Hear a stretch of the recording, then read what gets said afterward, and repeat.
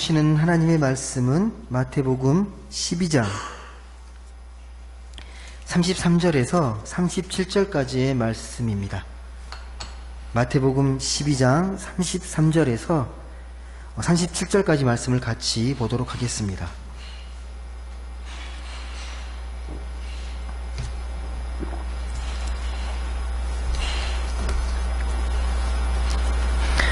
말씀을 한 절씩 교독해 읽도록 하겠습니다. 제가 먼저 33절 말씀을 읽겠습니다. 나무도 좋고 열매도 좋다 하든지 나무도 좋지 않고 열매도 좋지 않다 하든지 하라. 그 열매로 나무를 아느니라.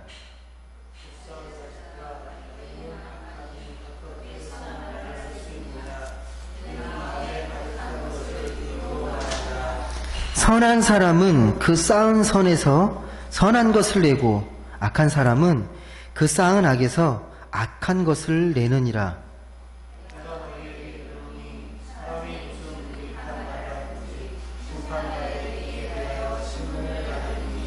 같이 읽겠습니다. 내 말로 의롭다 함을 받고 내 말로 정죄함을 받으리라. 아멘. 오늘 말씀은 보시다시피 나무 열매에 대한 비유 이야기인데요. 나무도 좋고 열매도 좋다 하든지 나무도 좋지 않고 열매도 좋지 않다 해라.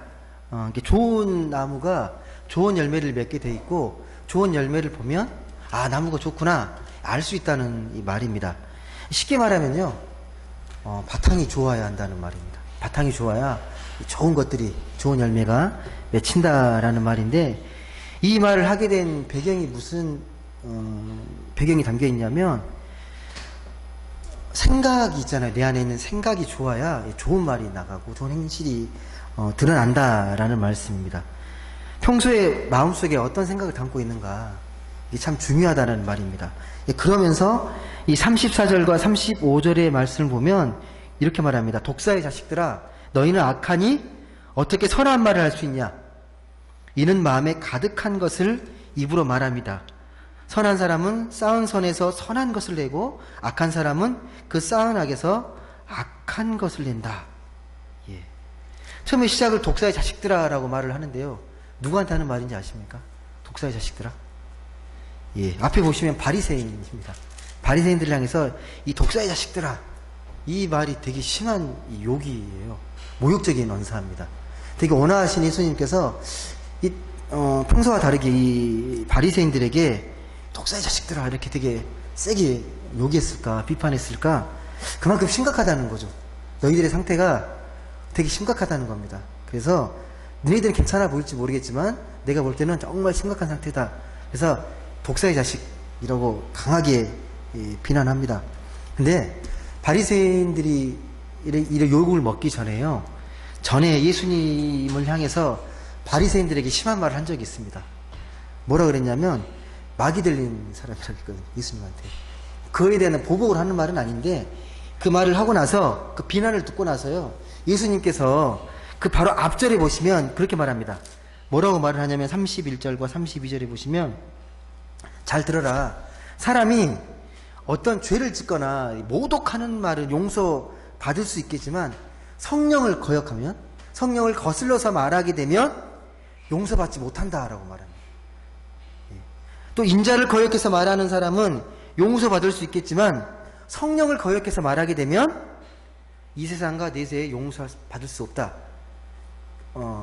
성령을 거슬러 말하는 것들은, 거슬러 말하는 것은 용서받을 수 없다라는 겁니다. 그러면서 오늘 말씀처럼 독사의 자식들아 라고 책망하시는 거거든요. 그러면서 나무와 열매를 비유를 들어서 설명합니다. 그러면 성령을 거역하는 죄가 얼마나 무거운 죄길래 용서받지 못한다고 말을 했을까요? 예, 성령을 거역하는 죄, 예, 얼마나 무거운 죄길래 용서받지 못할 정도의 죄일까요? 혹시 아십니까? 성령을 거역하는 죄가 구체적으로 어떤 것인지? 예를 들면 어떤 게 성령을 거역하는 죄일까요? 용서받지 못할 죄라고 이야기하는데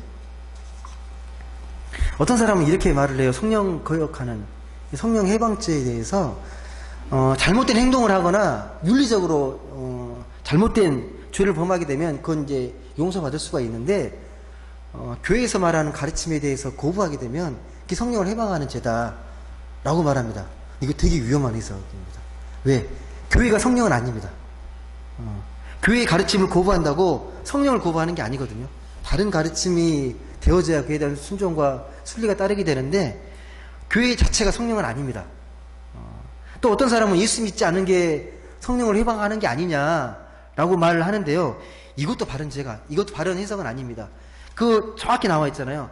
인자를 거역하는 것, 인자가 예수님이시거든요. 인자를 거역하는 건 용서받을 수 있다라고 말을 합니다. 인자를 거역하는 건. 성령을 거역하는 죄를 이해하려면요. 그래서 성령을 좀 바르게 이해하셔야 돼요. 성령이란 무엇인가? 성령이 어떻게 역사합니까?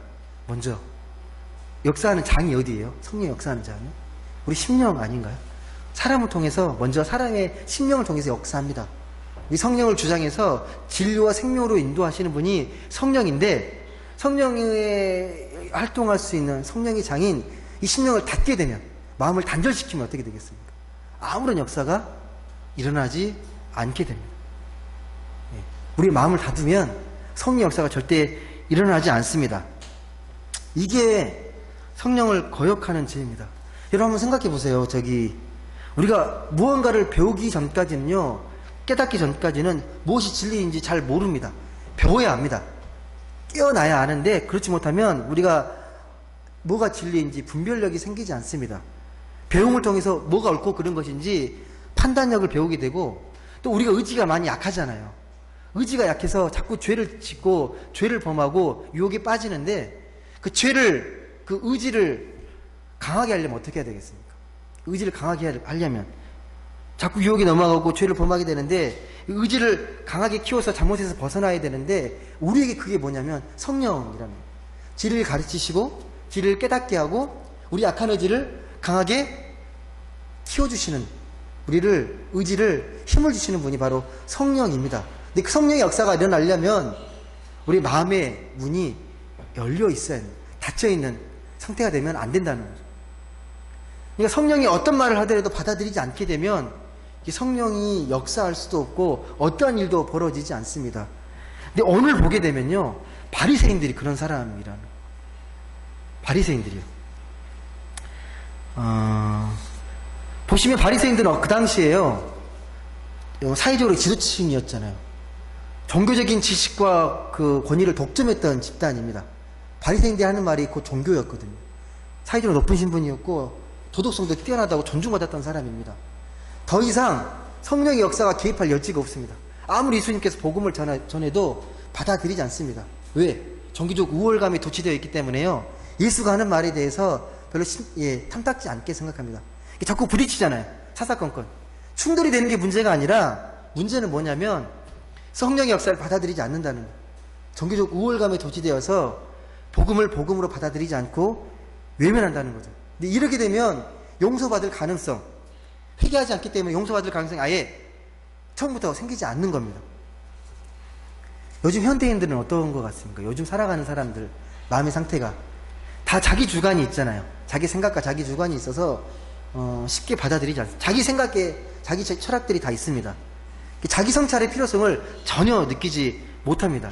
근데 그걸 오늘 말씀으로 비유하게 되면요, 그것이 바로 생명형이 활동할 수 없는 성령을 거슬려서 성령 그 회방죄에 빠질 수 있는 그런 우가 된다라는 겁니다. 다시 한번 35절 말씀 보실래요? 35절 말씀. 35절 말씀 보시면, 당연한 말인데 우리가 좀 깊이 생각해야 될, 묵상해야 될 말씀인데요. 한번 읽어보겠습니다. 시작. 선한 사람은 그 쌓은 선에서 선한 것을 내고, 악한 사람은 그 쌓은 악에서 악한 것을 내느니라. 그러니까 마음을 돌이킬 가능성이 없게 되는 게요, 평소에 악한 것을 마음에 쌓아두기 때문에 그렇다는 겁니다. 예를 들어서요, 어떤 요리사가 있는데 그 사람이 요리를 만드는 목적이 정말 건강한 음식, 그리고 많은 사람을 행복하게 만드는 데 목적이 있다면 그 음식이 정말 건강한 음식으로 탄생이 될 거예요. 근데 똑같은 음식을 만드는 요리사가 있는데 이 요리사는 사람의 건강 이런 거 관심 없고 돈을 버는 거에만 목적이 있다면 이 음식은 상품에 불과합니다. 어떤 생각을 갖고 음식을 만드느냐. 이게 되게 중요한 거잖아요. 예전에 참 오래된 드라마인데 제가 그 재밌게 봤던 드라마 중에 하나가 50%가 넘었던 시청률 그 드라마 제빵왕 김탁구라는 드라마가 있어요. 혹시 아십니까? 참고로 여러분 그 30% 20% 넘어가면요 그 국민들이 많이 보는 드라마잖아요. 보실 필요가 있어요. 공감대가 있다라는 거잖아요. 모든 국민들이 공감대가 있다는 건데 당시 50%면 어마어마한 시청률이었는데 이 내용은 뭐냐면요. 이 김탁구라니까 탁구 내용이 나오는 게 아니라 그 최고의 제빵사가 되는 주인공이 되는 과정을 그린 드라마예요. 주인공이 김탁구고 라이벌이 누구냐면 구마준이라는 사람이 나와요. 근데 이 주인공인 김탁구는 환경이 되게 어려워요. 되게 어렵습니다. 근데 늘 긍정적이고 내 마음이 밝아요. 그러면서도 즐겁게 이 빵을 만듭니다. 행복하게 빵을 만들어요. 즐거운 마음. 근데 이 라이벌인 구마준은 집안도 되게 빵빵하고 다 밀어줘요. 그리고 실력도 뛰어납니다. 기술도 있고. 그래서 집에서 유학까지 보내서 뛰어난 그 기술도 익혀서 옵니다. 늘 이 구마주는 늘 예민하고 긴장하고 사람을 하나의 수단으로 대하는 거죠. 자기가 1등이 되기 위한, 자기 야망을 성취하기 위한 그런 사람으로 대하고 그래서 늘 그 보면 마음이 차가워요. 근데 이 주인공 김탁구는 늘 따뜻해요. 사람들 챙기고 어려운 일 당해도 늘 그것들을 인정하고 이해하고 나중에 뭐 다 설명할 수는 없지만 그 제빵사에게 명인이 두 사람을 평가하는데 최고의 제빵사로 김탁구가 최고의 제빵사라고 인정해 줍니다. 차이가 뭔지 아세요? 똑같은 빵을 만드는데 그 차이? 생각의 차이잖아요. 생각의 차이. 마음의 차이. 즐거운 마음으로 기쁘게 빵을 만들려면서 사람을 행복하게 만드는 빵. 근데 그게 다 담긴다는 거죠. 음식을 만들 때 담겨 있는다는 거죠. 그러니까 긍정적인 마음으로 자기 실현을 했다면 이 구마주는 오로지 무조건 1등이 되겠다. 그 야망밖에 없는 거야. 내가 최고가 되겠다. 여러분 우리 사람들은 평소에 생각하는 대로 말하고 생각하는 대로 사람을 대합니다. 내가 늘 피해의식이 있게 되면요. 피해의식이 그대로 나가요. 피해의식을 갖고 사람을 대하게 되고 늘 남을 비판하고 공격적인 사람은요. 또 사람을 공격하게 되고 또 이렇게 근거 없이 비판합니다. 자꾸 꼬투리를 잡으려 하고 왜? 말은 이 마음의 열매잖아요. 말은 마음의 열매이기 때문에 혹시 모임 가보시면 모임에 좀 많은 사람들이 있는 모임에 가보시면 꼭 말을 아프게 하는 사람들 있잖아요. 말을 아프게 하는 사람들 한 번으로 끝나는 게 아니라 반복돼서 자꾸 하는 사람들. 근데 그게 이상한 게 아니에요. 아프게 말하는 이유는 평소에 그걸 마음에 쌓아두었기 때문에 그대로 나오는 거거든요. 예. 그래서 마음은 언어의 집입니다. 마음은 언어의 집입니다. 우리가 마음에 평소 쌓아두었던 것들이 이 마음에서 나옵니다. 이 철학자 하이데거가 그랬거든요. 언어가 전주의 집이다. 근데 그 언어는 또다시 마음이라는 집에 살고 있는 거거든요. 마음이라는 집에. 그러니까 언어의 집인 마음에 내가 무엇을 쌓아두고 있는가에 따라서 내 말과 행실이 나가게 됩니다. 그래서요, 말만 고친다고 사람이 바뀌지 않습니다. 내가 말 바르게 해야지. 말을 또 이쁘게 해야지. 말을 고친다고 고쳐지는 게 아닙니다. 마음이 변화되지 않는 한 그 말이 바뀌어지는 게 되어지지 않는다는 겁니다. 우리가 남의 마음을 아프게 하지 않고 따뜻한 말을 하려면 그래서 교양이나 지식을 쌓는 차원이 아니라 마음을 새롭게 하는 게 중요합니다. 근데 소두에 말씀드렸던 것처럼 이 마음을 닫게 되면 마음이 변화되거나 새로워지는 게 불가능합니다. 자주는 아닌데 가끔씩 좀 내 관심 있는 주제가 있으면 그 시사토론 있잖아요. 시사토론을 보게 되는데 거기에 보면 패널들이 많이 나오잖아요.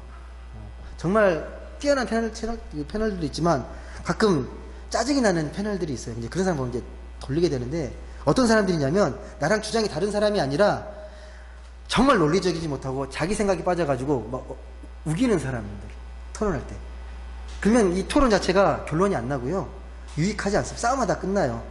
원래 토론이란 게 그렇잖아요. 나랑 다른 상대방 의견을 잘 듣고 나서 논리로 치열하게 논쟁하다가 마지막에 그래서 타협을 찾아가는 거잖아요. 근데 그런 사람이 나오면 전혀 이 토론에 좋은 열매가 맺혀지지 않습니다. 그런 토론 보면서 느끼는 거죠. 그러니까 마음에 가득한 것이 입으로 나온다. 마음에 가득한 것들이. 평소에 자기가 무슨 생각을 하는가에 따라서 사람과 세상을 바라본다. 라는 생각을 하게 됩니다. 우리의 미래를 책임질 아이들은 어떨까요? 주로 어떤 생각을 하고 많이 사는 것 같습니까? 우리 아이들은? 사람, 사랑, 자연, 평화 이런 것들 많이 담고 살아갈까요? 핸드폰, 게임, 인터넷, 연예인, 뭘 마음에 깊이 새기며 살까요? 근데 나중에 어른 돼서도요, 결국 쌓아둔 것들이 발판이 돼서 그렇게 말하고 또 행동할 겁니다. 그러니까 평소에 사랑을 많이 쌓아두게 되면 사랑을 말할 거고, 미움을 많이 쌓아두게 되면 미움을 말할 겁니다. 마음에 선한 것을 쌓아두면 선한 것을 하게 되고, 악한 것을 쌓아두면 악한 말과 행동을 하게 될 것입니다. 그럼 여기서 잠깐 더 한번 우리가 살펴볼 필요가 있는데, 선한 것을 마음에 쌓아둔다. 되게 단순한 것 같은데 어떻게 하면 선한 것을 마음에 쌓아둘 수 있을까요? 선한 것을 마음에 쌓아두는 방법이 뭔가요? 평소에 착한 일 많이 하고 좋은 생각 많이 하고 고운 말 많이 쓰면 선한 것을 많이 쌓아두는 걸까요? 어떠세요? 평소에 좋은 말하고 좋은 생각하고 착한 일 많이 하면 잘 쌓이나요? 어떠세요? 그게 선한 것을 마음에 쌓아두는 걸까요? 틀린 건 아니잖아요. 틀린 말도 아니고 전혀 틀린 말이 아닌데, 그래서 사람들이 그렇게 하기 위해서 두 가지를 많이 해요. 첫 번째가 이제 봉사활동이죠. 장애시설을 방문하거나 기관을 방문해서 약하고 소외된 사람들 돌봅니다. 가끔 TV에서 보면 그 사회봉사활동 하는 사람 얼굴들을 보면 되게 평화롭고 기쁨이 있잖아요. 이 삭막한 세상에서 그렇게 돕고 사는 게 정말 가치 있는 일이라고 생각하기 때문에 정말 기쁘고 평화가 있습니다. 또 한 가지는요, 이 정신을 건강하게 만드는 방법이에요. 그러니까 교회나 성당이나 절에 가서 정신을 맑게 하는, 단전호흡도 정신을 맑게 하는 거거든요. 단전호흡하면 정신이 맑아지고, 또 운동이나 취미활동 같은 거, 이게 또 정신건강을 위한 다 수단이잖아요. 이런 것들을 평소에 몸과 마음을 좋게 잘 다스려서 선한 것을 마음에 쌓아둔다라고 생각할 수 있습니다. 그런데 이게 틀렸다는 게 아니라 이게 근본적인 건 아니에요. 되게 일시적이에요.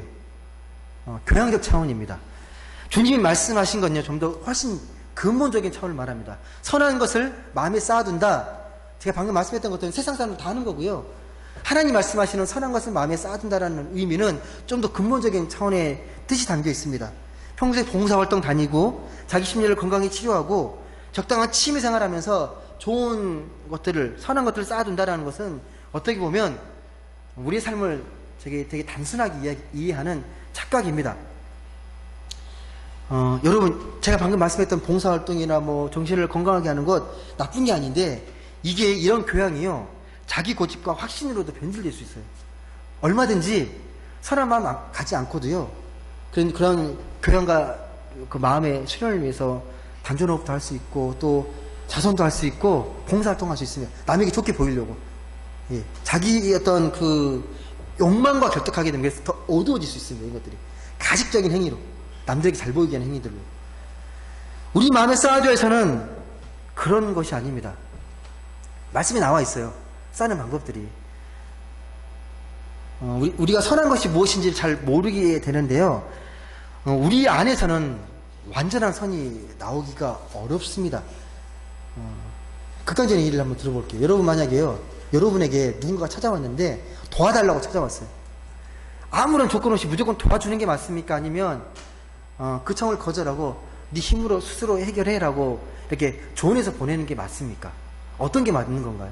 도와달라고 했을 때 아무런 조건 없이 무조건적으로 잘 도와주는 게 선인가요? 아니면 돌려보내면서 자리 쪽으로 살아가게 하도록 하는 게 선인가요? 물론 형편과 상황에 따라 다르겠지만 근본적 기준이 어떤 건가요? 판단하기 쉽지 않아요. 그 사람 마음속에 뭐가 담겨있는지 모르기 때문에 그렇습니다. 선은 이런 것과 차원이 다릅니다. 마태복음 19장 보게 되면 선에 대해서 나와요. 그 부자 청년이 예수님을 찾아가는데 뭐라고 질문하냐면요, 예수님에게 선생님, 제가 무슨 선한 일을 행해야 영원한 생명을 얻겠습니까? 라고 질문합니다. 그때 예수님 대답이 뭐라고 대답합니까? 기억나세요? 왜 너는 나에게 선한 일에 대해 묻냐? 선한 분은 누구다? 오직 한 분? 하나님밖에 없다. 그러니까 젊은이는 이 질문하는 의도가 어떤 의도였냐면요. 난 참 선한 일도 많이 하고 정교적으로 경건한 생활 잘하고 있으니까 칭찬해달라는 의미였어요. 예. 칭찬받으러 하는 질문이었는데 예수님께서 이 질문의 의도를 파악하시고 다 깨트리시잖아요. 그 질문의 자체를 무의미하게 만듭니다. 선한 분은 오직 누구다? 오직 하나님 한 분이시다. 예수님 한 분밖에 없다. 말도 안 되는 질문을 하지 말라는 거예요. 예. 우리가 아무리 착한 일을 해도 우리는 선을 이룰 수 없다라는 말입니다. 선은 오직 하나님께만 속해 있기 때문에. 그래서 선한 것을 마음에 쌓아두라는 것은요, 어떤 의미냐면요, 평소에 하나님의 마음을 새겨두라는 겁니다. 하나님의 마음을 새겨두라. 하나님께서 우리 마음 가운데 활동하시게 되면, 성령께서 역사하시게 되면 우리는 하나님 원하시는 열매를 맺어갈 수 있다는 겁니다. 내가 의지적으로 내 마음, 내 어떤 그 선한 행위로 마음의 선을 쌓을 수 있는 게 아니다는 겁니다. 어떻게 선을 쌓을 수 있다? 하나님 마음을 새겨두고 하나님의 생각을 품게 되면 성령께서 역사하셔서 하나님의 열매를 맺게 된다라는 말입니다. 뻔한 소리도 들을 수 있겠지만요, 이게 진리입니다.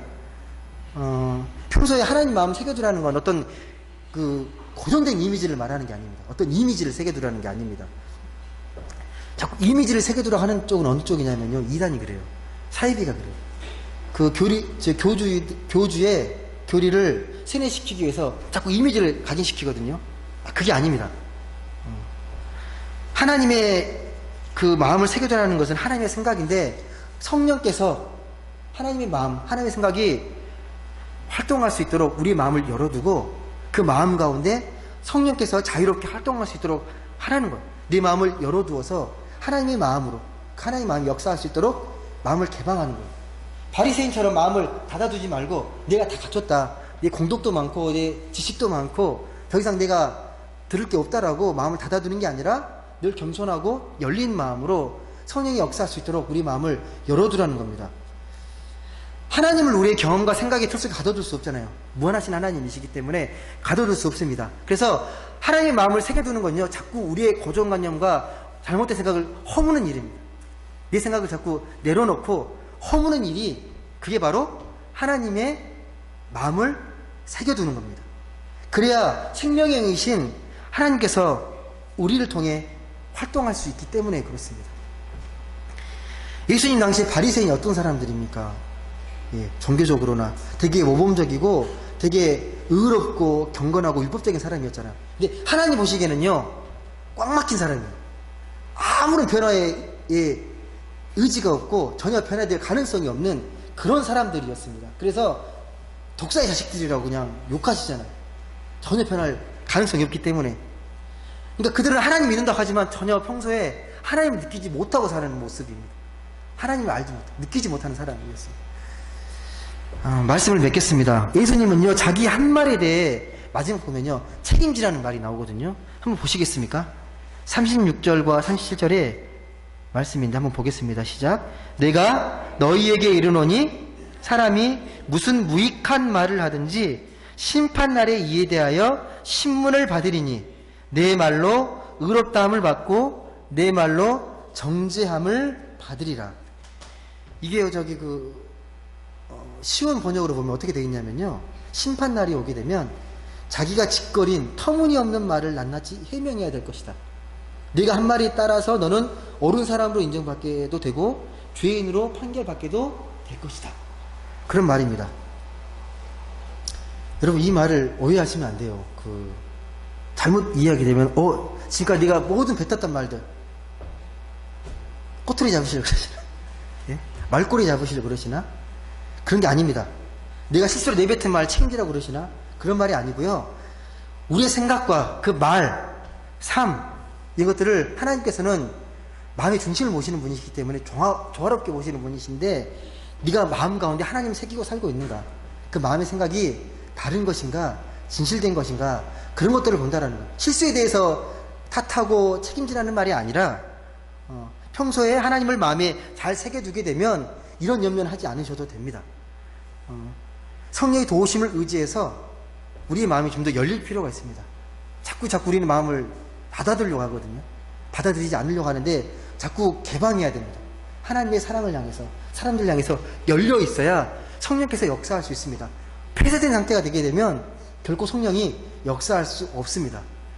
부디 성령의 도우심을 의지해서 하나님을 향한 열린 마음으로 이 선한 생각들, 그래서 선한 것들을 쌓고 참된 삶을 통해서 하나님이 원하시는 그러한 행복한 삶을 이루어 가시는 모든 분들 되시길 주님의 이름으로 간절히 소망합니다. 기도하겠습니다.